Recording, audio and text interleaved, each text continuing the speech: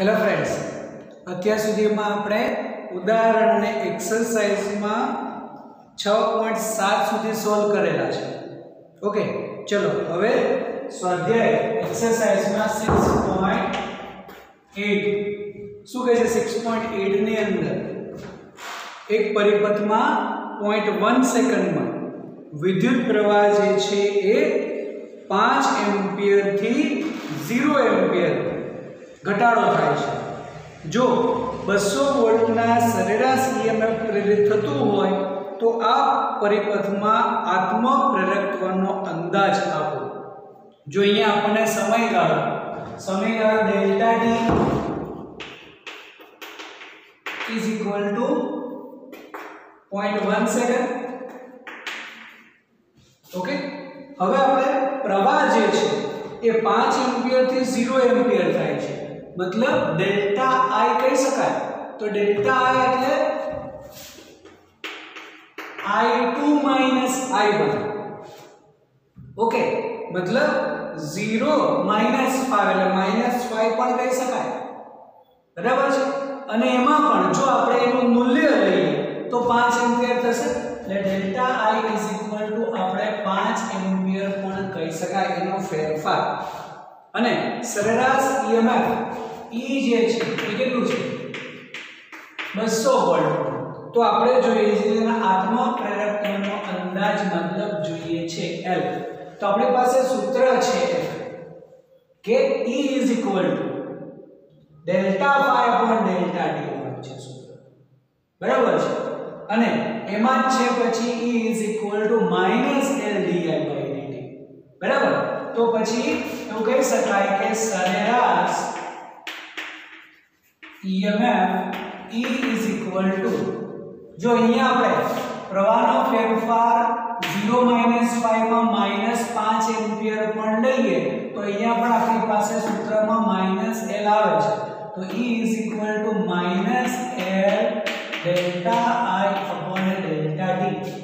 Okay, હવે એમાં આ આપણને આપેલું છે 200 माइनस L અને આ જે છે minus L minus minus plus થઈ જશે 5 upon 0.1। તો હવે જે આત્મ પ્રેરકત્વ આપણે કહીએ L is equal to, તો L થશે 200 into 0.1 divided by 5। તો ચલો 200.1 એટલે તો 20 જ કહેવાય, divided by 5 એટલે 4 થઈ જશે। ઓકે, તો ઇટ ઇઝ 4 હેનરી। આત્મ પ્રેરકત્વ કહી શકાય 4 હેનરી। સમજાય છે? ચલો એકદમ short and sweet calculation. Number 9 શું કહે છે? નંબર 9 ની અંદર પાસે પાસે રહેલા गुजराना जोड़ाणनु अन्योन्य प्रेरकत्व आपेलुं छे 1.5 हेनरी। जो गुजरामा 0.5 सेकंड में प्रवाहनो फेरफार 0 થી 20, तो अहींया धन थशे 20 - 0 એટલે प्रवाहनो फेरफार डेल्टा I 20 થઈ જશે। तो अन्य गुजरा साथे संकળાયેલ फ्लक्सनो फेरफार કેટલો હશે? ओके, तो पासे पासे रहेला गुजरानो अन्योन्य प्रेरकत्वने આપણે એમ કહીએ છીએ 1.5 हेनरी। અને ડેલ્ટા ટી આપેલો છે કેટલો છે 0.5 સેકન્ડ। કેટલો પ્રવાહનો ફેરફાર થાય છે 20 એમ્પિયર જેટલો પ્રવાહનો ફેરફાર થાય। તો ગુજરા સાથે સંકળાયેલો ફ્લક્સનો ફેરફાર કેટલો હશે? આપણી પાસે ઈએમએફ નું સૂત્ર છે, જેમ આત્મ પ્રેરકત્વ છે એ જ રીતે अन्योन्य प्रेरकत्व માટે પણ સૂત્ર છે। તો કહી શકાય કે સરેરાશ EMF E is equal to minus એક સમીકરણ છે delta phi by delta t અને બીજું સમીકરણ E is equal to છે minus m delta I upon delta t। Okay, તો હવે અહીંયા આ બંનેને સરખાવી શકાય ડાયરેક્ટ છે, જેમાં સમયગાળો પણ કેન્સલ થઈ જશે। તો શું કહી શકાય फ्लक्स नो फेरफार delta m is equal to m into delta બરાબર છે આ જ સમીકરણ છે બસ એમાં અન્યોન્ય માટે m મૂકી દઈએ અને એક સમીકરણ છે E = -delta phi upon delta t તો ફ્લક્સ નો ફેરફાર શું થશે m * delta I मतलब 1.5 into 20 तो आ થઈ જશે 30 વેબર ફ્લક્સ નો ફેરફાર ફ્લક્સ નો એકમ છે વેબર તો 30 વેબર કહી શકાય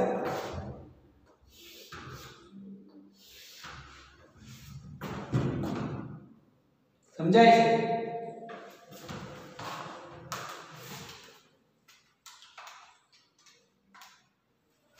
क्लियर चलो नंबर 10 શું કીધું છે 10 ની અંદર એક જેટ વિમાન 1800 કિલોમીટર પર અવરની ઝડપે પશ્ચિમ તરફ ગતિ કરે છે જો આ સ્થાને પૃથ્વીનું ચુંબકીય ક્ષેત્ર 5 × 10⁻⁴ ટેસ્લા અને ડીપ એંગલ 30 ડિગ્રી તો પાંખોના છેડાઓ વચ્ચેનો ગાળો 25 મીટર હોય तो તેમની વચ્ચે ઉત્પન્ન થતો વોલ્ટેજનો તફાવત કેટલો હશે જો અહીંયા જેટ વિમાનના ઝડપ આપેલી છે v કેટલી છે 1800 કિલોમીટર પર અવર ચલો આપણે તેને મીટર પર સેકન્ડમાં ફેરવીએ તો 1800 × 5/18 કરીએ તો પણ મીટર પર સેકન્ડ થઈ શકે તો એનો મતલબ આ થશે 500 મીટર પર સેકન્ડ ઓકે ચલો અને પૃથ્વીનું ચુંબકીય ક્ષેત્ર આપેલું છે B = 5 × 10⁻⁴ ટેસ્લા અને એનો ડીપ એંગલ આપેલો છે નમન કોણ આપેલો છે તો અહીંયા આપણે નમન કોણને ધારો કે થીટા સ્વરૂપે લખી દઈએ તો એ જે છે એ 30 ડિગ્રી છે અને પાંખોના બે છેડાઓ વચ્ચેનું અંતર એને આપણે લંબાઈ સ્વરૂપે લઈએ L = 25 મીટર તો જોઈએ છે આપણે વોલ્ટેજનો તફાવત મતલબ ઉત્પન્ન થતો EMF જોઈએ છે તો આ એક ગતિકીય EMF થશે જેમાં વેગ છે લંબાઈ છે તો E = BLV કહી શકાય પરંતુ ચુંબકીય ક્ષેત્ર માટે એ સ્થળે ચુંબકીય ક્ષેત્ર આટલું છે અને ડીપ એંગલ આપેલું છે હવે જેટ પ્લેન જે છે ધારો કે આપણે આ સ્વરૂપે વિચારીએ કે આના બે છેડાઓ વચ્ચેનું અંતર અને જેટ પ્લેન જે છે આ દિશામાં સમક્ષિતિજ જાય છે અને કઈ દિશામાં જવાનું કીધું છે એને પશ્ચિમ દિશા તરફ જાય છે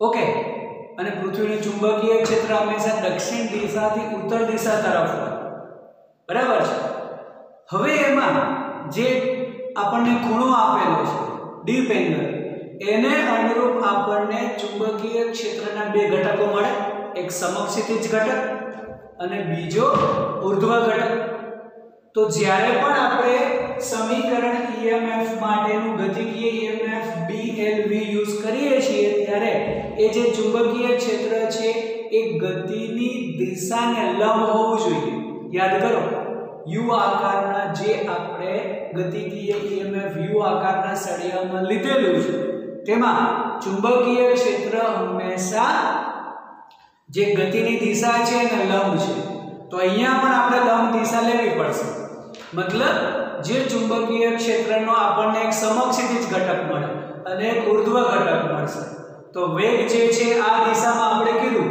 તો હંમેશા તેનો ઉર્ધ્વ ઘટક લેવો પડશે એટલે કહી શકાય કે અહીં ચુંબકીય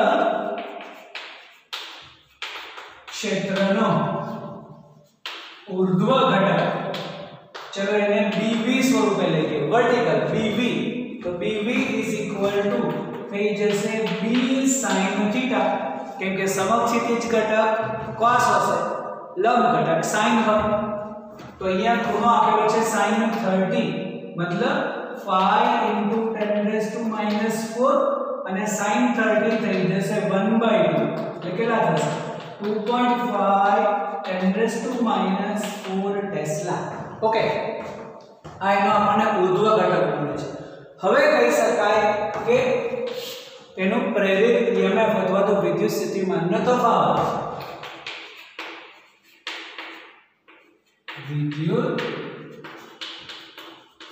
સ્થિતિમાનનો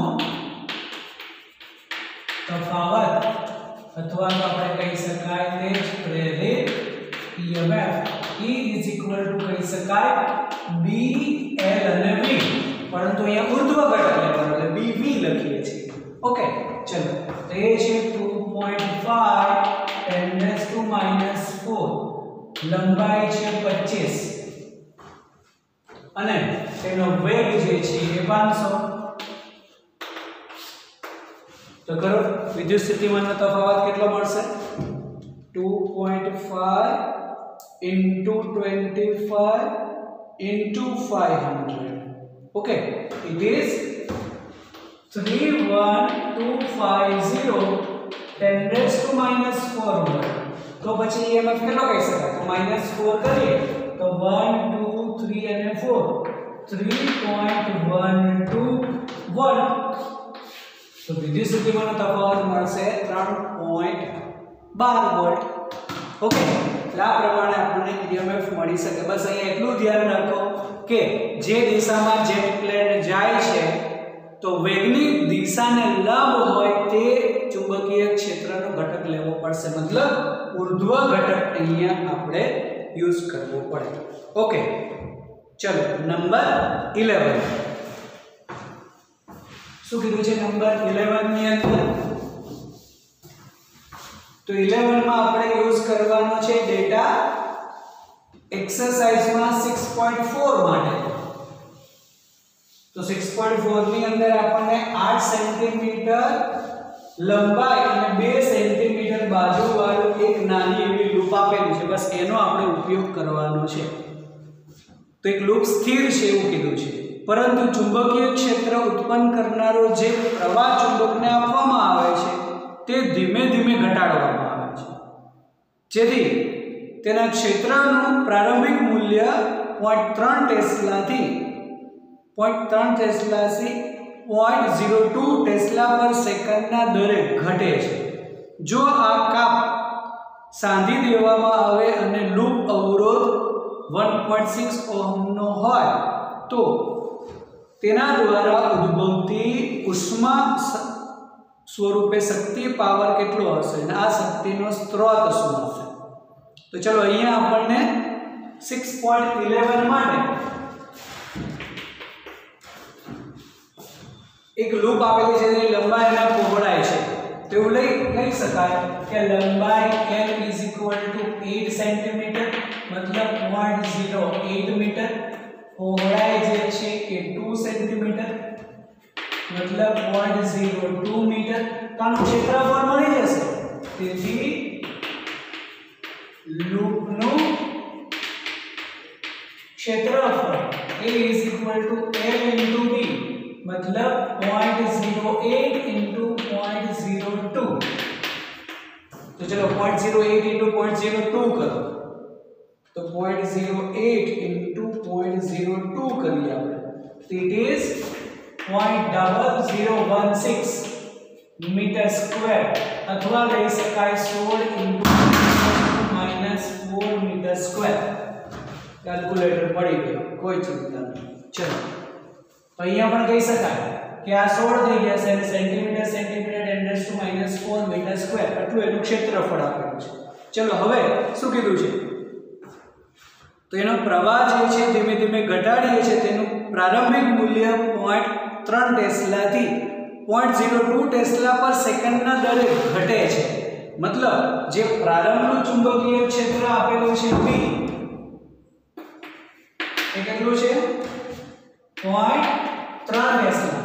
હવે જે આપેલું છે 0.02 ટેસ્લા પર સેકન્ડ.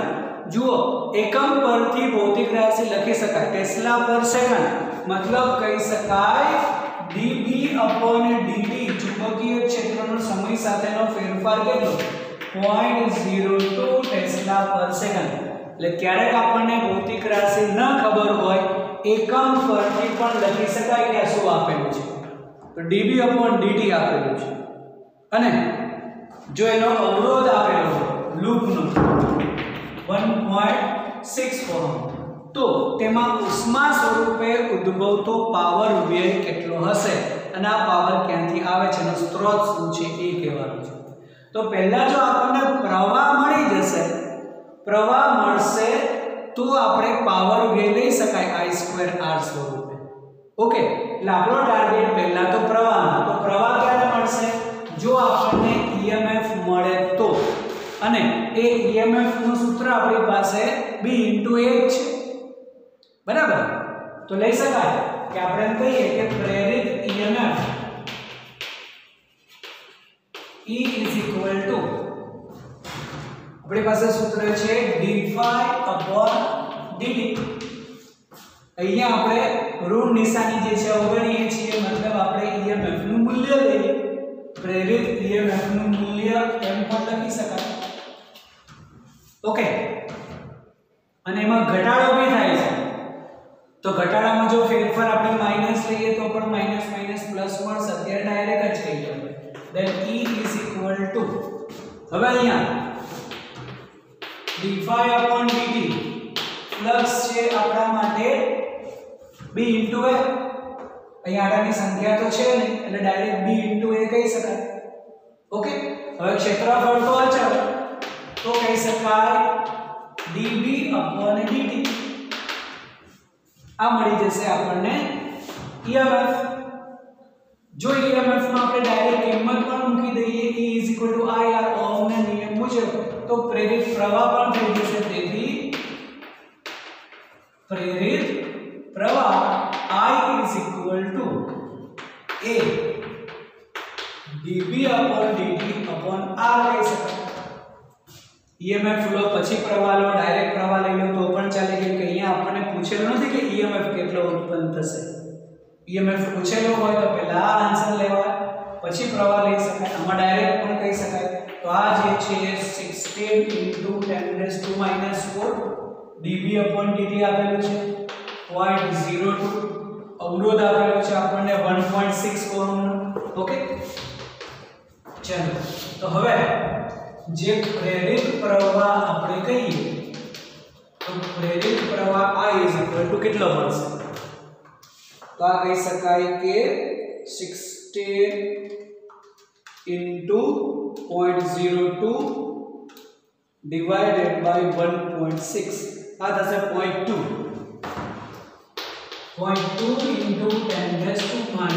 10⁻⁴ એમ્પિયર. ઓકે, આ થયો તેનો પ્રેરિત પ્રવાહ. હવે આ જે પ્રેરિત પ્રવાહ છે બસ એમાં જ આપણે જોઈએ છે તેનો ઉષ્મા ઊર્જા રૂપે ઉદ્ભવતો પાવર. ઓકે,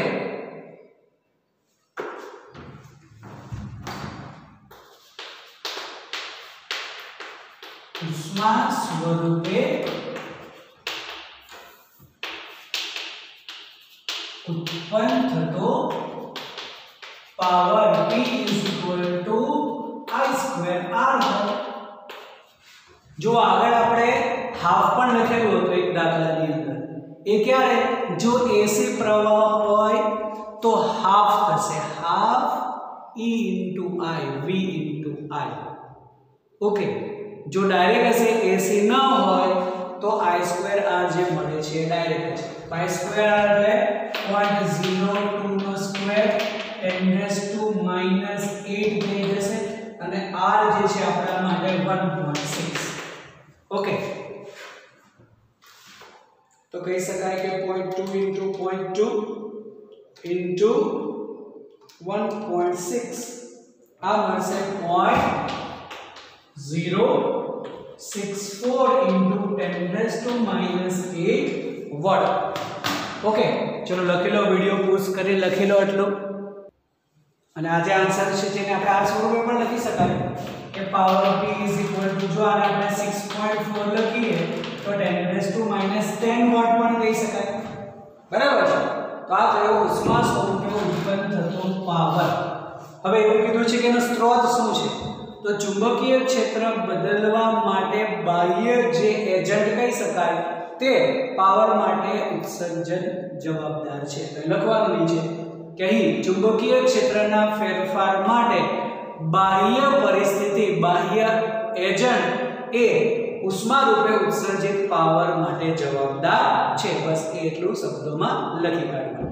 ઓકે, ચલો નંબર 12.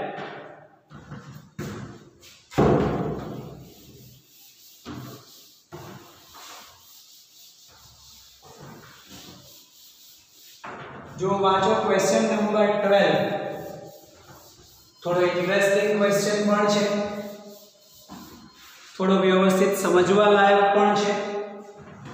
શું કીધું છે 6.12 ની અંદર કે ધન z દિશામાં ચુંબકીય ક્ષેત્ર ધરાવતા વિસ્તારમાં 12 સેન્ટીમીટરની બાજુવાળો એક ચોરસ ગાળો કે જેની બાજુઓ xy અક્ષોને સમાંતર છે.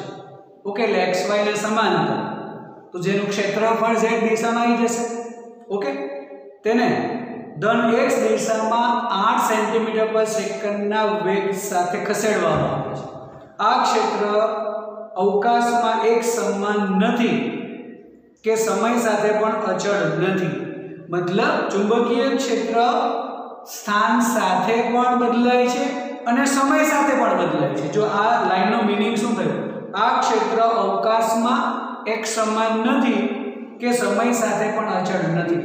મતલબ આપેલ ચુંબકીય ક્ષેત્ર જે છે એ સ્થાન સાથે પણ બદલાય છે અને સમય સાથે પણ બદલાય છે. તેમાં ઋણ x દિશામાં 10⁻³ ટેસ્લા પર સેન્ટીમીટર નું પ્રચલન, એટલે કે ઋણ x દિશામાં ગતિ કરીએ તો 1 સેન્ટીમીટરે 10⁻³ ટેસ્લા વધે છે. જો ઋણ x દિશામાં વધે છે તો ધન x દિશામાં ચુંબકીય ક્ષેત્રમાં ઘટાડો થશે. ઓકે, ચલો. સમય સાથે 10⁻³ ટેસ્લાના સેકન્ડના દરે પણ ઘટતું જાય છે.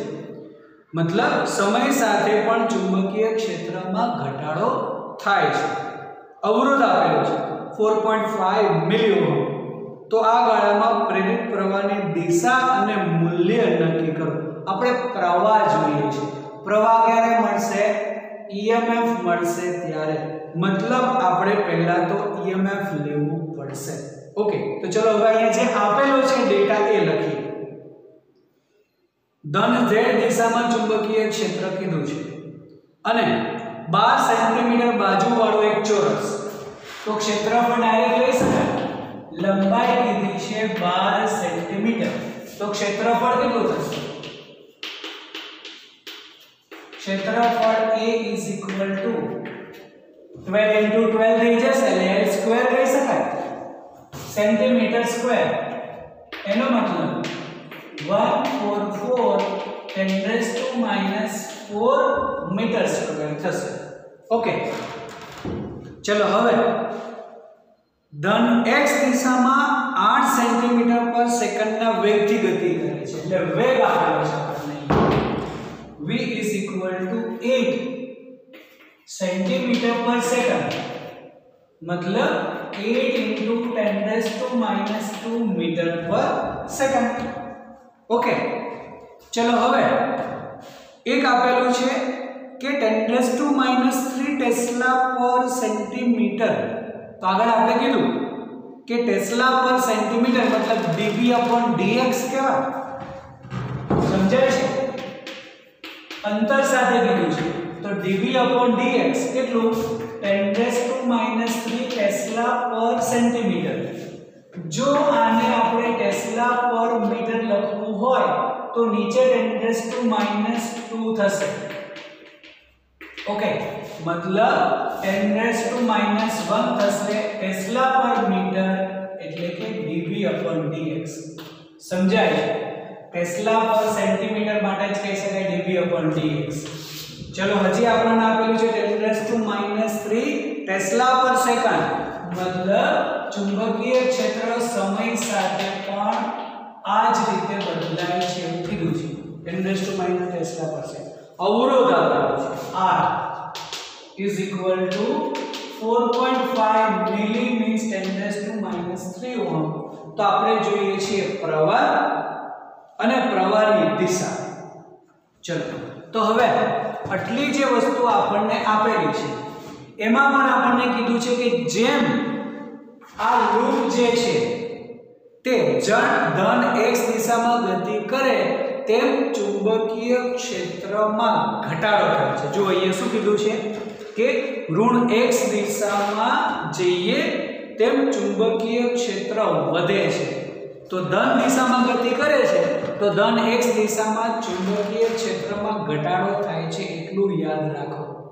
ઓકે, આપણે તો અહીંયા ફેરફારથી લેશું. તો હવે અહીંયા જે કાંઈ પણ EMF પ્રેરિત થશે બંનેને લીધે થશે કે નહીં?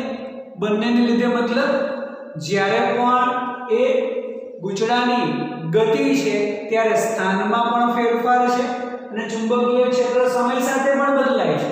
એટલે આપણે બે વખત EMF ની કેલ્ક્યુલેશન કરવી પડે. ચલો પહેલા આપણે સમય સાથેની કરીએ. એટલે અહીંયા આપણે કહીએ કે ફર્સ્ટ કરીએ કે જ્યારે ચુંબકીય ક્ષેત્ર સમય સાથે બદલાય છે ત્યારે પ્રેરિત EMF.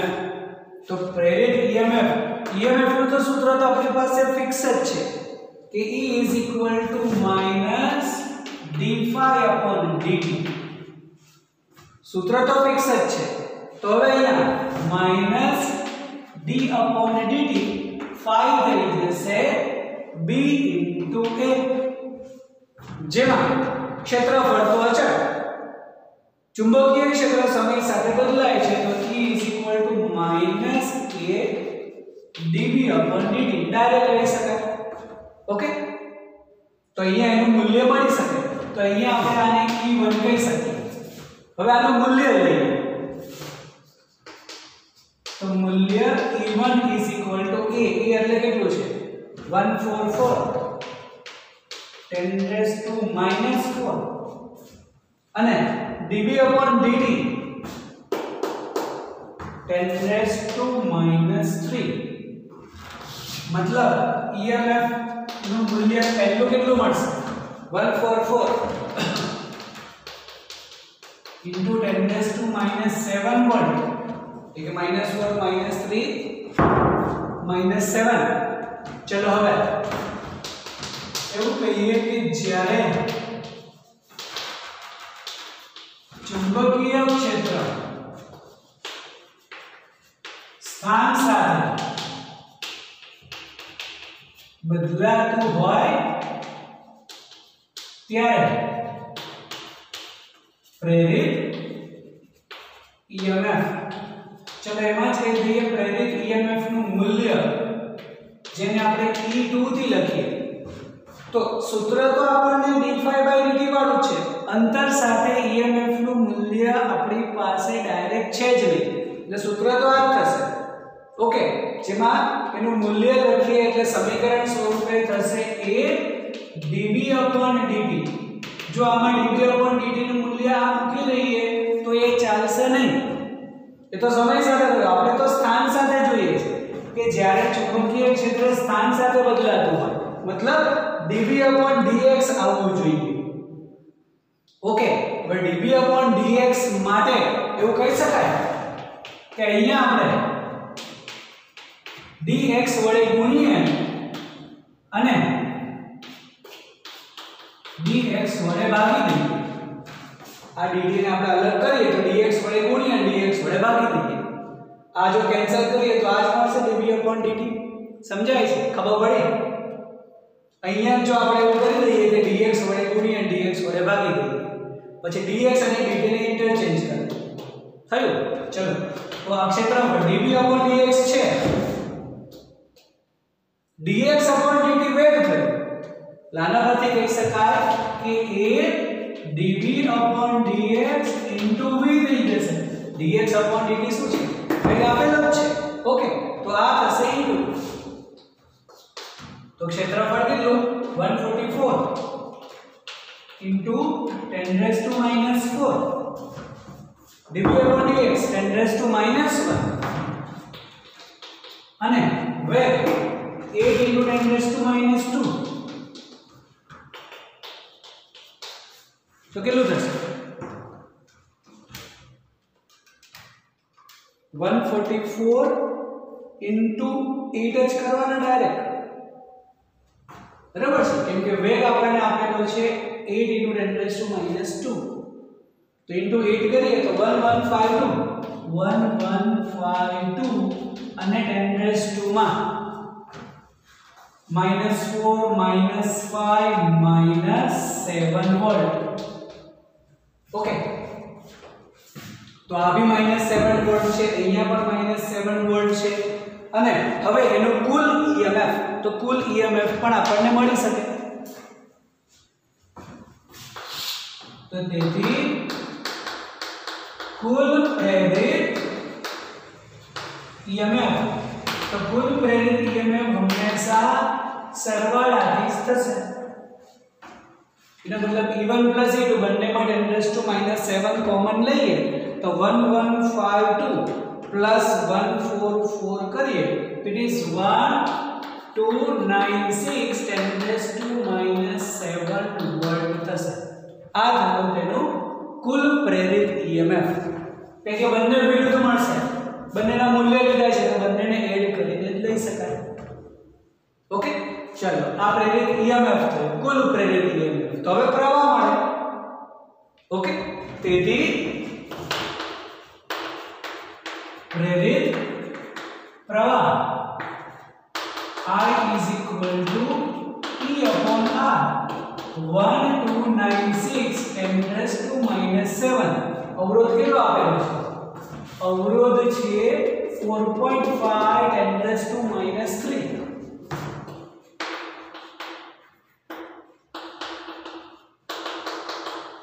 तो 1296 divided by 4.5 करिए it is 288.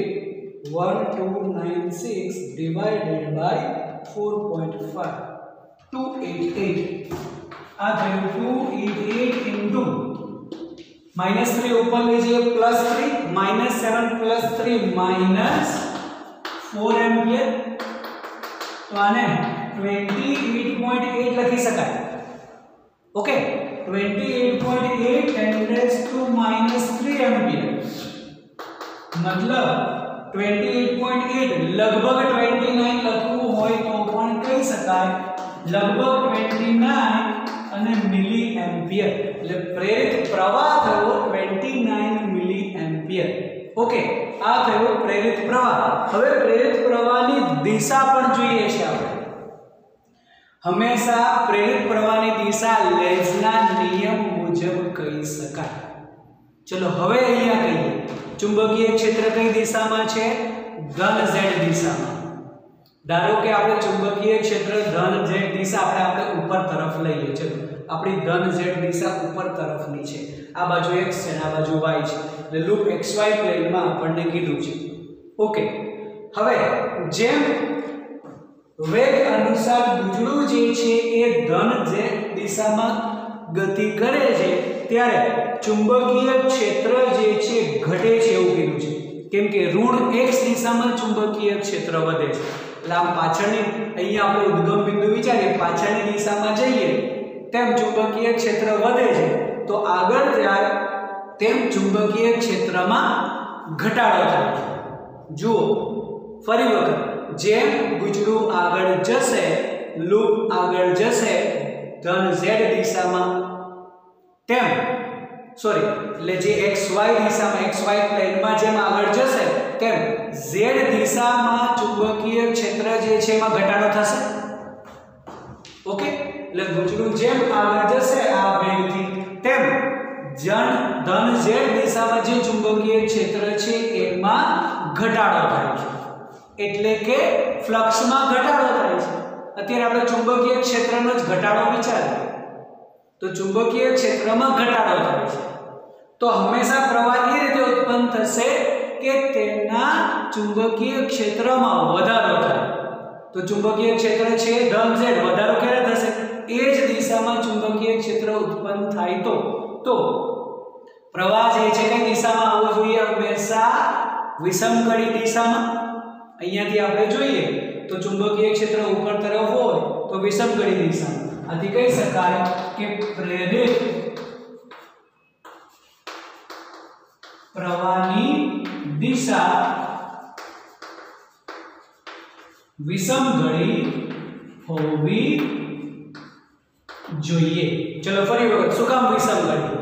ધ્યાનથી સાંભળો, લેન્ઝના નિયમનો ઉપયોગ કરવાનો છે. જેમ ગુચડું આગળ જાય છે XY સમતલમાં, તેમ જે Z દિશાનું ચુંબકીય ક્ષેત્ર છે એમાં ઘટાડો થાય છે. એનો મતલબ જેમ ગુચડું આગળ જશે એમાં સંકળાયેલ ચુંબકીય ફ્લક્સ એટલે કે ચુંબકીય ક્ષેત્રમાં ઘટાડો. તો લેન્ઝનો નિયમ શું કહે છે? જે થાય છે તેની વિરુદ્ધ દિશામાં હંમેશા પ્રવાહ ઉત્પન્ન થશે. મતલબ ચુંબકીય ક્ષેત્રમાં ઘટાડો.